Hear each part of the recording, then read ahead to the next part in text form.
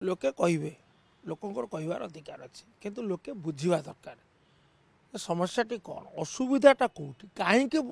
दरमा बढ़ागला जुक्ति अच्छी कि ना मो विचार जुक्ति अच्छी एवं बलिष्ठ जुक्ति अच्छी। प्रथम कथा है ये दरमा नियमित भाव में संशोधन हुए किसी वर्ष व्यवधान में शेष थर संशोधन था 2018 मसीह 19 रु 24 जो नवीन सरकार संशोधन हो नाला सेतेबेले आमर अमर सतपथ नेतृत्व में गोटे कमिटी होता से कमिटी दरमा संशोधन बढ़ावा सुपारिश करथिला किंतु सरकार ताको कार्यकारी करनथिले तेणु 18 पर 25 7 वर्ष पर ये निष्पत्ति है एक द्वितीय कथा है केतबेले निष्पत्ति है ना जेतेबेले दर वृद्धि गोटे कारण रहा एवं ता सहित संसद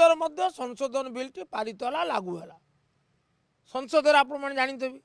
ता कार्यकारी होती दरमा वृद्धि होती एवं वर्धित दरमा सांसद मानक मान्यवर सांसद मानक दि जाऊँगी ये द्वितीय तापर तृतीय कथाटी है जे जदि आपण अन्य राज्य मानक सहित ओडिशा को तुलना करेंगे ताले ओडिशा पछरे थिला एबे वर्धित हैला परे मध्य 1 नंबर 2 नंबर 3 नंबर स्थान ना पछरे अच्छी तेणु सबू राज्य रे विधायक मानकर बा आमर विधान परिषदर सभ्य मानकर दरमा संशोधन करा जाइछि माने बढ़ा जाइछि एतर बढ़िला। आउ गोटे बड़ कथा है जोटा साधारण माने बुझा कष्ट होउछि दरमा बढ़ी ना दरमा सेते बढ़ी ना दरमा 80,000 टंका होइछि किंतु जो विभिन्न खर्च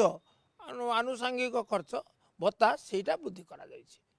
आउ गोटे विधायक कि कष्ट चलुंट आप अनुभव करते आवश्यकता तार मु तो मो निज कथा कहि प्रति मासर मु धार करुली अंततः गोटे सम्मान सहित बचापी सर्वनिम्न आवश्यकता देवे राष्ट्रपति 10 लाख टका कहीं पाइबे कई प्रश्न कर